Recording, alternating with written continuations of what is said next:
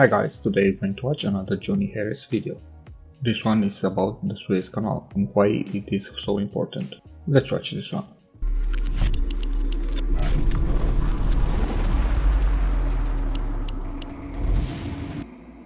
So the big ship is not stuck anymore, which is kind of cool. There was this big cargo ship, it was like a quarter-mile long, and it was stuck in the Suez Canal. It created this huge traffic jam, blocking one of the world's most important shipping lanes. They spent days trying to dig it out. It was costing like $400 million an hour for the global economy.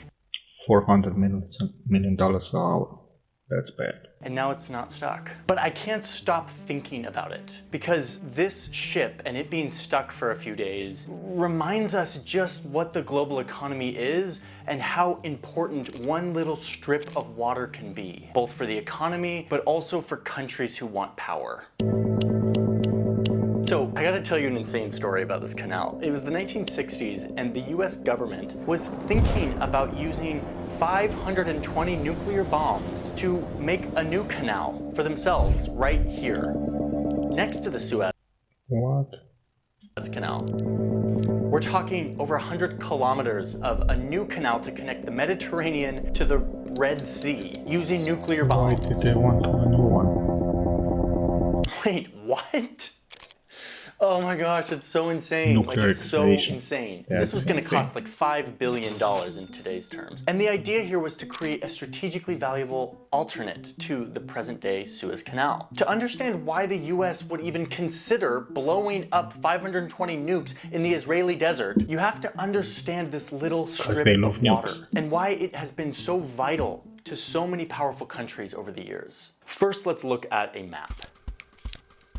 This is an amazing project from shipmap.org, where each dot represents a cargo ship, similar size to like the Empire State Building. Each of these ships is carrying around 1,000 containers. It's like 25,000 tons of stuff.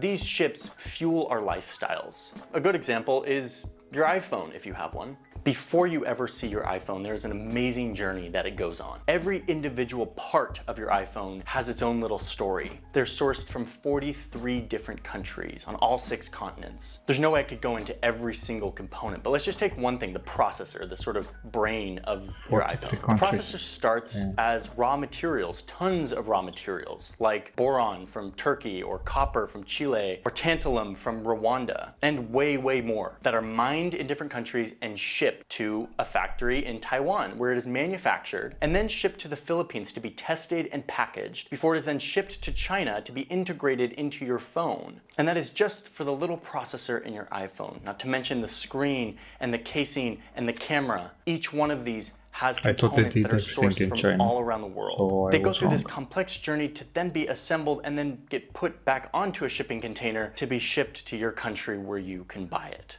No matter how I put it, saying it's a complex global supply chain, there's no way we can even fathom just how big and massive these operations are. The amount of space, of ocean that these products pass through to eventually make it into our hands. And this is everything, my clothing, my computer, my camera equipment, everything around me passes through this system. To add another layer of weird complexity.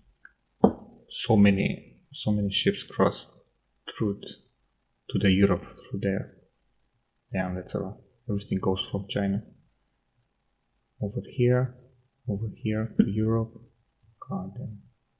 This system. To add another layer of weird complexity, the ships themselves, like the physical ships, are also mind-bendingly complex. So let's take the Ever Given, this ship that was stuck in the Suez Canal recently. This ship is chartered by a Taiwanese company, okay, but it is registered in Panama. I've talked about ship registration in a different video, by the way, and why ships want to be registered in different countries. Anyway, it is registered in Panama, chartered by a Taiwanese company, but the ship itself, the physical ship, is owned by a Japanese company, which is owned by a bigger conglomerate of ship builders. Oh, and the technical manager on board is actually a German guy, and the crew are a bunch of Indian nationals. I mean, this ship itself is just a symbol of how big and convoluted and multi-layered this huge global system is. Okay, so that's the global economy. Let's get back to the Suez Canal.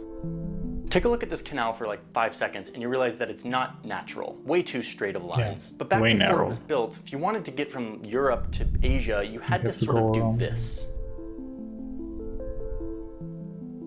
Back then, the British controlled this little port in South Africa, which gave them a very nice strategic advantage because everyone who was doing world trade or domination had to pass through them. The British were loving this monopoly over the trade route until like the mid-1800s, when the French went to the Egyptians and they said, hey, is there any way we could like dig out a canal right here on this land bridge that connects Africa with Asia? It's almost 200 kilometers long, but if we could just dig out a canal here, we would save thousands of kilometers on each trip to Asia. Reminder, this is like the 1860s and like they don't have loads of fancy equipment to do this, but they try it anyway. With over 100,000 people, many of them forced laborers, working on this canal for over 10 years, they were able to dig this big canal that connected the Mediterranean Sea to the Red Sea.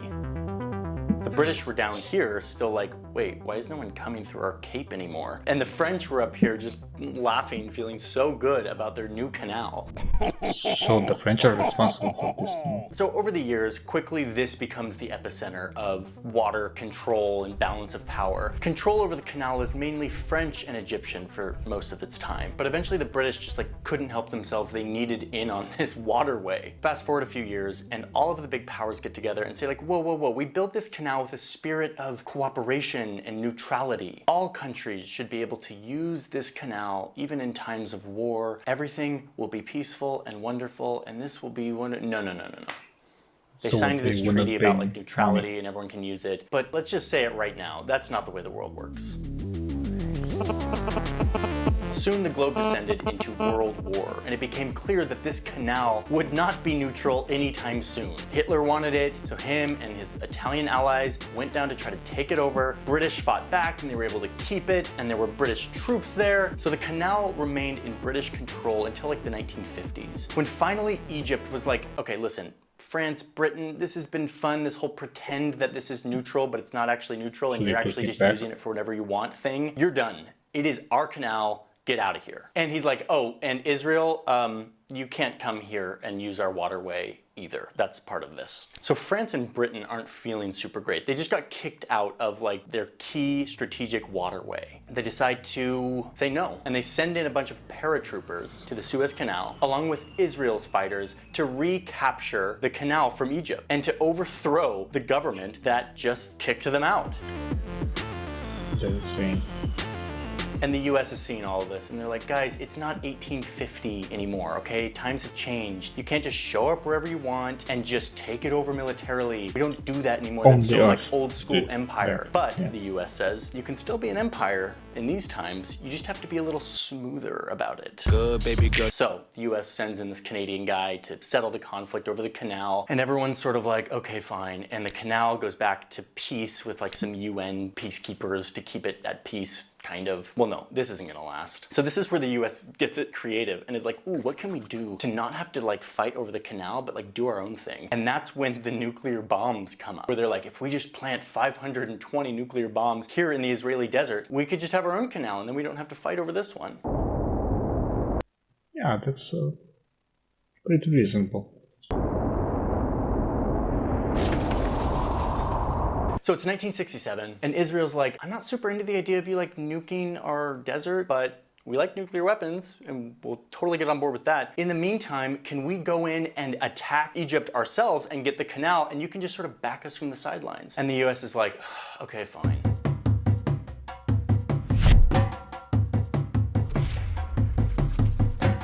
So Israel goes in and takes over all of this land, all the way up to the Suez Canal. So it's Egypt on one side, Israel on the other. And for the next few years, this becomes a literal battleground for multiple wars. Like they were building bridges across the canal to like bring in tanks and fight. Oh, and of course, during these years of fighting from like the late 60s to the mid 70s, the canal was closed for obvious reasons. The problem is when they closed it, there were 15 ships that were like in process of moving through, and those ships just got stuck there for literally 8 years. So yeah, Ever Given, we know that it was a hard few days. How the world was super worried about That's you, pretty cool. $400 million a day. Imagine being one of these guys, 8 years. At least they had fun during their time, I guess.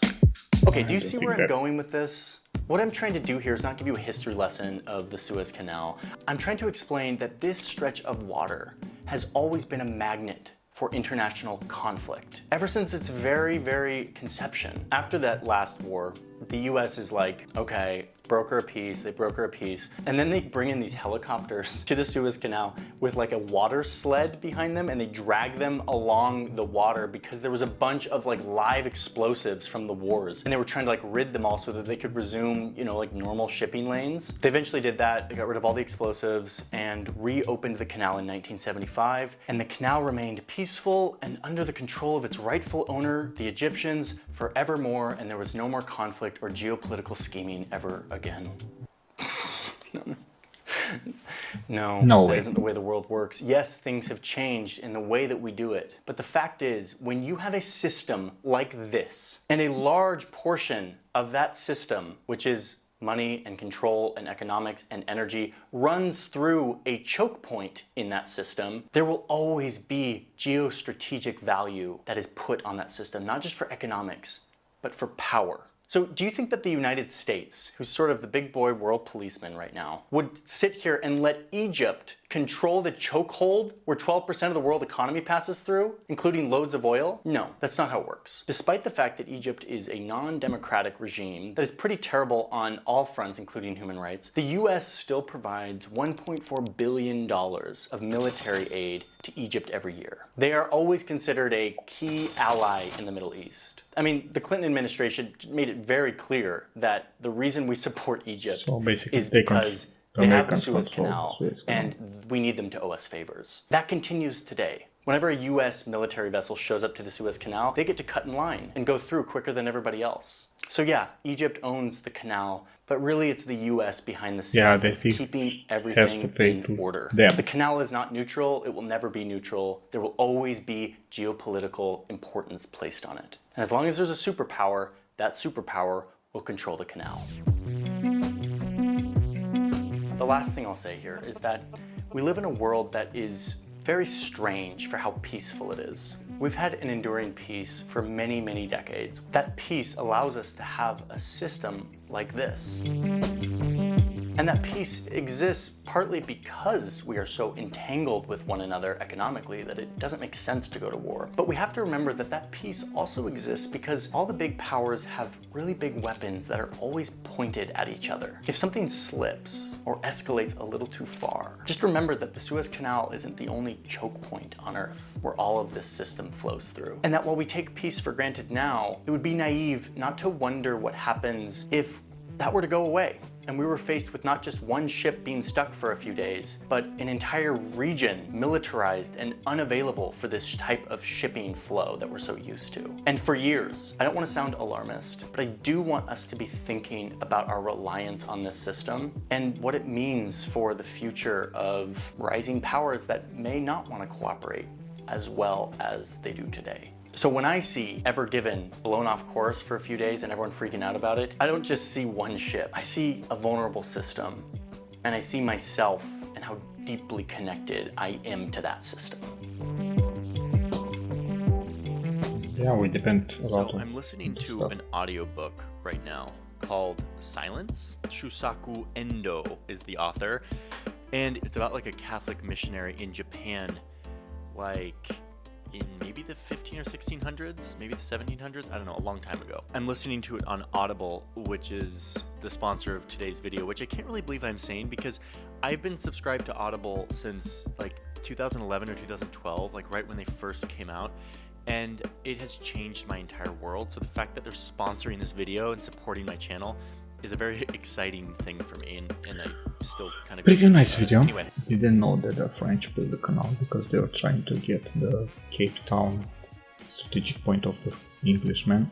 It's funny that now technically Egypt controls it, but the US is still behind this canal. It was a pretty interesting video, pretty informative, just like always. Thanks for watching. If you have any more videos to recommend for me to react to, please leave them in the description down below. Thank you for watching. See you next time.